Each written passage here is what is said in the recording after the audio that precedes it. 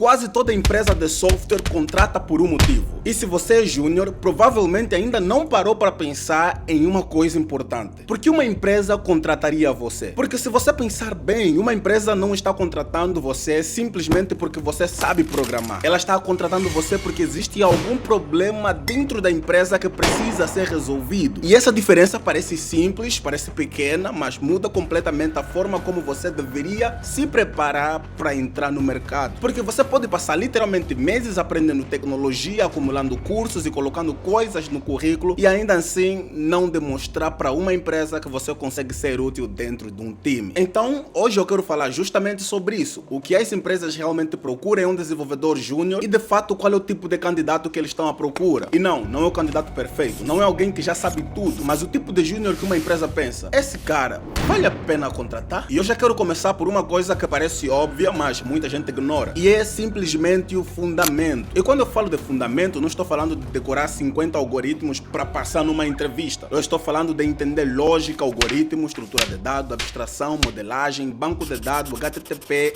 Git e principalmente entender como essas coisas se conectam. Porque existe uma diferença enorme entre saber escrever código e entender o que você está escrevendo. Porque sim, tem muita gente que sequer sabe o que está fazendo. Você pode aprender uma biblioteca inteira seguindo um tutorial, pode aprender a criar uma API, pode aprender a conectar um banco de dados, pode até aprender a estruturar um projeto, mas se alguma coisa sair do roteiro, você trava. E esse é um dos maiores problemas de aprender programação através de tutorial. O tutorial sempre sabe qual o próximo passo, a empresa não. No tutorial, alguém já tomou várias decisões por você. Alguém escolheu a arquitetura, o banco, a estrutura do projeto, as bibliotecas, o tratamento de erro, você simplesmente acompanha. No trabalho, por outro lado, muitas vezes acontece justamente o contrário. Você recebe um problema e precisa descobrir qual é o próximo passo. É aí que os fundamentos aparecem, porque os fundamentos não servem apenas para uma prova da faculdade. Fundamentos servem para quando ninguém te entrega uma resposta pronta. E existe uma evidência interessante disso. A Atlassian. Essa empresa, quando explica seu processo de entrevista para a engenharia, deixa claro que não está procurando apenas domínio de uma linguagem específica. Eles destacam coisas como capacidade de resolver problemas e agilidade para aprender. E existe uma frase deles que eu acho interessante. O mais importante é como você pensa. E isso explica uma coisa que eu vejo muito em quem está começando. A pessoa pensa, preciso aprender mais uma tecnologia. Depois ele pensa, preciso aprender outra. E depois, preciso decorar isso, preciso colocar isso no currículo. E nunca para se perguntar a coisa mais simples. Eu consigo resolver um problema sozinho? Porque é isso que começa a diferenciar conhecimento de competência. Conhecimento é saber que determinada coisa existe. E já a competência é conseguir usar aquilo quando aparece um problema real. E essa diferença fica ainda mais clara quando você começa a trabalhar. Agora vem uma característica que eu considero extremamente importante para um júnior. A capacidade de se desenrolar. Estás a ver aquele cara desenrolado? Se você é desenrolado, você precisa se desenrolar aqui também. Porque você precisa aceitar uma coisa. Sim, você vai entrar em uma empresa e não vai saber tudo. Na verdade, provavelmente não vai saber muita coisa. E isso é normal, você ainda não teve tempo para enfrentar todos os problemas que existem em um software. Ainda não viu determinados bugs, ainda não trabalhou com determinadas arquiteturas, ainda não precisou lidar com determinadas decisões. Você está justamente ali para aprender. O problema começa quando você interpreta. Eu não sei como alguém precisa me dar a resposta. Óbvio, um bom júnior, ele não é aquele que nunca pergunta. É aquele que chega na pergunta depois de tentar entender alguma coisa. Existe uma diferença enorme entre não funciona. Pode me explicar? E eu achei que o problema estava aqui, testei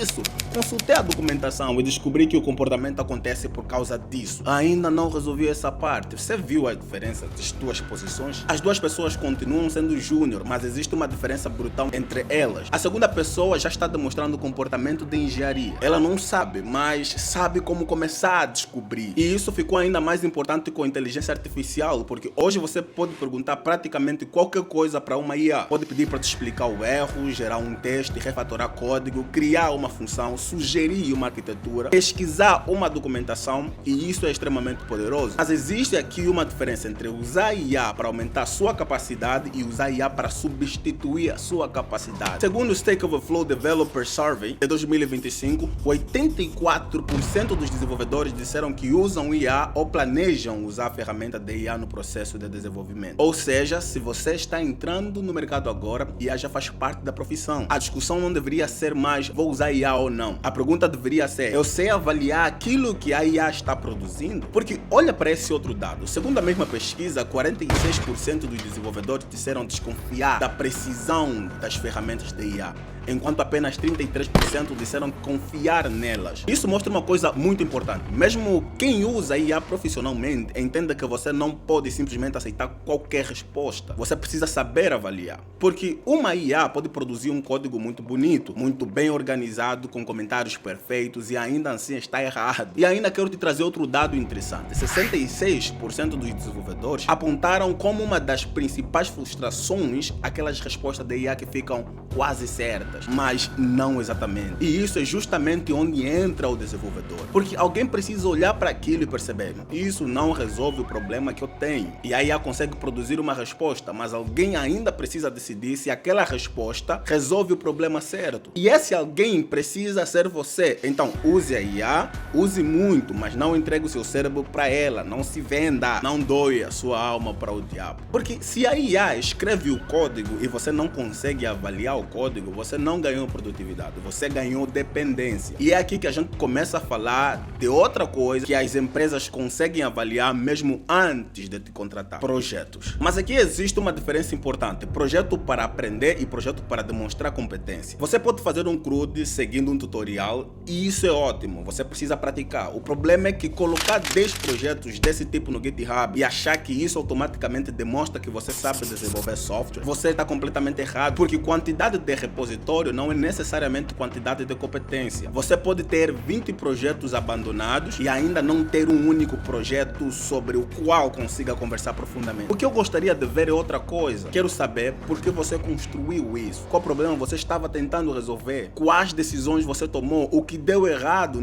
nessa construção, como você corrigiu e o que você faria diferente hoje. Isso muda completamente a conversa, porque agora você não está apenas mostrando código, você está mostrando o processo de pensamento. E é por isso que eu não acho que projetos de portfólio precisa ser grande, precisa ser gigantesco. A única coisa que precisa ser é explicável. Você precisa conseguir abrir aquele projeto e conversar sobre ele. Por que você escolheu essa abordagem? Por que esse dado está nesse lugar? Por que você criou essa tabela? Por que essa função existe? Por que você tratou esse erro dessa maneira? Qual foi a parte mais difícil? O que você faria diferente se começasse novamente esse projeto? Você não precisa ter a resposta perfeita para todos, é óbvio, mas precisa demonstrar que houve pensamento por trás daquilo. Porque existe uma diferença entre eu fiz esse projeto e eu resolvi esse problema e essas foram as decisões que eu tomei. A segunda frase é muito mais próxima da engenharia de software. E agora vem uma parte que muita gente chama de soft skills. Cara, para ser sincero, eu não gosto muito desse termo, porque ele faz parecer que essas habilidades são secundárias, mas não são. Software é construído por pessoas e você precisa trabalhar com outras equipes, com outras pessoas também, produto, design, QA, suporte, outros desenvolvedores, liderança, usuário. Então saber programar é apenas uma parte da profissão. Quando você estuda sozinho, é muito fácil criar uma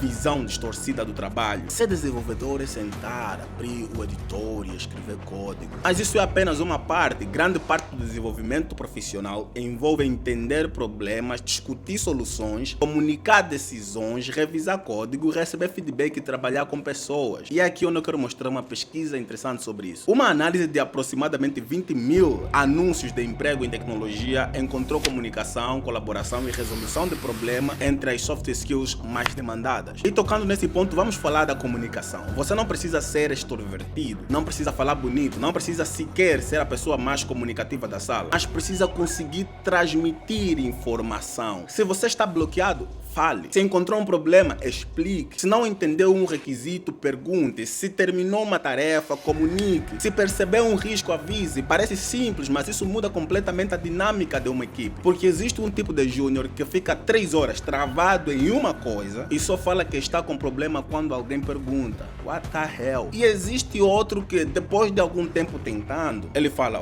estou preso aqui, tentei A, tentei B, C, acho que o problema está nessa parte. Você consegue me dar dá uma direção, esse júnior, esse segundo profissional é muito mais fácil de ajudar. E isso é importante. Ser júnior significa precisar de ajuda. O problema não é precisar de ajuda, o problema é não saber pedir essa ajuda. E pedir ajuda também é uma habilidade, porque pedir ajuda não significa chegar para outra pessoa e simplesmente transferir o problema. É mostrar que você já tentou entender alguma coisa, é explicar onde está o bloqueio, é mostrar o que você já tentou. Isso permite que alguém mais experiente não precise começar do zero. E aqui entra outra habilidade: saber receber feedback. Imagina que um desenvolvedor mais experiente revise seu código. Ele encontra um problema e diz: eu não faria dessa maneira. Você pode interpretar da seguinte forma: ele acha que eu sou ruim. Ou até pode interpretar da seguinte forma: que existe alguma coisa aqui que eu ainda não entendi. Cara, essa segunda interpretação muda o jogo completo. Porque seu código pode funcionar e ainda assim está ruim. Pode funcionar e ser difícil de manter. Pode funcionar e ser difícil de testar. Pode funcionar e gerar custos desnecessários. Pode funcionar hoje e virar um problema daqui a 6 meses. Então, funcionar não significa automaticamente que está bom. E essa é uma coisa que você começa a aprender quando deixa de programar apenas para si mesmo. Quando você programa sozinho, você pode criar qualquer estrutura. Se você entende, funciona, pronto. Mas é uma equipe, outra pessoa precisa entender seu código daqui a 3 meses. Talvez essa pessoa nem sequer esteja presente quando você escreveu aquilo. Então, qualidade de software também tem uma dimensão social. Seu código precisa ser compreensível por outras pessoas. E aqui que eu quero te trazer uma outra característica que eu valorizo muito em um júnior. Não sou eu, mas qualquer empresa que queira contratar um. Você precisa ser ensinável. Você está entrando em um ambiente onde existem pessoas que sabem mais do que você. Você precisa colocar isso na cabeça. E isso é uma vantagem. Você tem acesso a pessoas que já cometeram erros que você ainda nem sabe que existem. Um desenvolvedor sênior pode olhar para uma decisão sua e perceber um problema que você levaria meses para descobrir sozinho. Então, cara, aproveite, pergunta, ouça, anote, teste, volta depois com uma pergunta melhor. Porque uma empresa consegue ensinar o código inteiro, mas existe uma coisa muito mais difícil de ensinar, que é justamente a vontade de aprender. E também existe algo ainda mais difícil: humildade intelectual. Basicamente, a capacidade de admitir: eu posso estar errado. Isso não significa pensar que você é incapaz, significa entender que você ainda está construindo conhecimento. E ser ensinável não significa concordar com tudo. Você pode discordar, pode até questionar, você pode apresentar uma alternativa. Mas, cara, você precisa saber ouvir. Um bom júnior não é aquele que diz sim senhor para tudo, é aquele que consegue dizer: eu pensei dessa maneira, posso explicar o porquê? E depois consegue ouvir: entendi, mas existe esse problema aqui. E ele precisa aprender a responder: faz sentido, eu não tinha considerado isso. Cara, isso é maturidade profissional. E aqui eu quero te apresentar finalmente a consistência. Essa talvez seja a característica menos sexy dessa lista.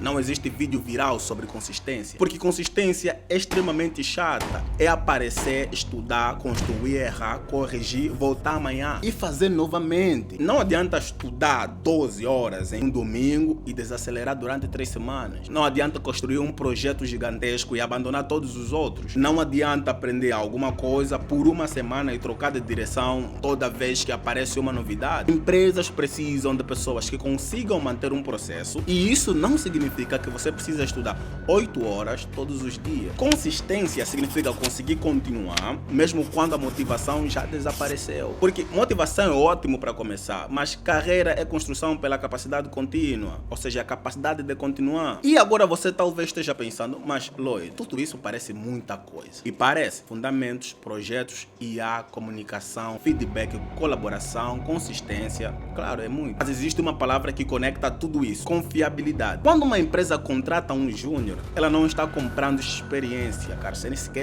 não tem. Que experiência? Justamente porque você ainda não tem muita. Ela não está comprando domínio completo da profissão, porque você ainda não está construindo nada. Ela está fazendo uma aposta de que você consegue crescer. E quanto mais você demonstra que consegue aprender, investigar, comunicar, receber feedback e entregar, menor parece o risco dessa aposta, maior parece o potencial. E existe uma fala do CEO da Lovable, Anton Wojcicki, que literalmente resume muito bem essa ideia. Ao falar sobre contratação, ele disse: se importa mais com a velocidade com que você consegue aprender e se adaptar do que com onde você está hoje. Você precisa conseguir demonstrar: eu não sei isso ainda, mas sei como começar a descobrir. Isso é muito mais valioso do que simplesmente colocar mais de 10 tecnologias no currículo. E é por isso que eu acho tão perigoso perigoso o júnior tentar compensar sua falta de experiência acumulando tecnologia. Porque você começa a pensar, se eu aprender mais coisas, talvez finalmente esteja pronto. E aprende mais uma e mais uma. Chega um momento em que você precisa parar de perguntar: o que mais eu preciso aprender? E começa a perguntar: o que eu já consigo fazer com aquilo que aprendi? Essa mudança é enorme, porque conhecimento acumulado não é automaticamente competência. Competência aparece quando você consegue usar o conhecimento para produzir alguma coisa. Então, se você é júnior e está tentando entrar no mercado, talvez esteja olhando demais para aquilo que ainda não sabe e pouco para aquilo que já consegue demonstrar, que já consegue construir. E talvez essa seja a melhor definição de um bom desenvolvedor júnior. Não é o que ele sabe, é a velocidade com que ele consegue transformar aquilo que não sabe em algo que sabe fazer. Se você chegou até o final desse vídeo e gostou desse vídeo, dá um like nesse vídeo. Confirma se você é inscrito aqui no canal. Mais uma vez te peço para você cogitar ser membro do canal. Acompanhe a nossa série Construir um Software do Zero. Deixa aqui nos comentários o que achou. Mais uma vez agradeço. Muito obrigado e até o próximo vídeo.